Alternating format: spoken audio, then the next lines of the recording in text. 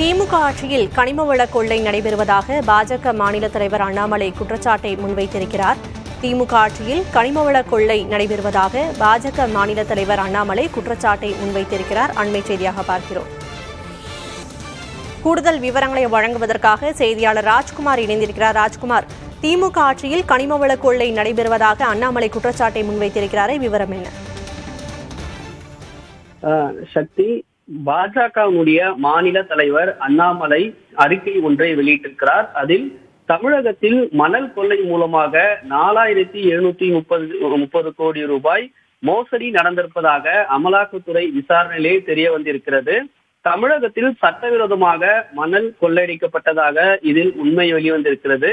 மேலும் அரசு அதிகாரிகளுடைய துணையுடன் இந்த மோசடி நடந்திருப்பதாக அண்ணாமலை குற்றச்சாட்டை முன்வைத்திருக்கிறார்.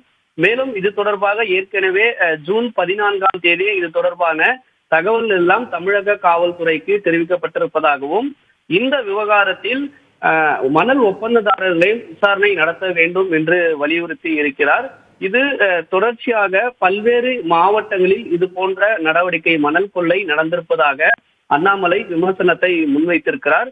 இது தொடர்பாக முழுமையான விசாரணை நடத்த வேண்டியது அவசியமாக இருப்பதாகவும் தமிழகத்தில் கனிம வளங்கள் கொள்ளையடிப்பது போன்ற நடவடிக்கை தொடர்ச்சியாக நடந்து வருவதாக விமர்சனத்தை முன்வைத்திருக்கிறார்.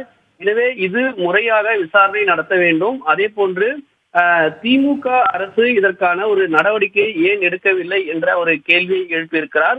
தொடர்ச்சியாக ஆளும் கட்சியினுடைய ஆதரவுடன் இது போன்று மணல் கொள்ளை சம்பவம் நடந்திருப்பதாக விமர்சனத்தை அண்ணாமலை முன்வைத்திருக்கிறார். மேலும் அரசு அதிகாரிகள் மீது நடவடிக்கையும் திமுக அரசு எடுப்பதற்கு தவறிவிட்டது என்றையும் அண்ணாமலை அந்த குற்றச்சாட்டை அறிக்கை மூலமாக முன்வைத்திருக்கிறார். விவரங்களுக்கு நன்றி ராஜ்குமார்.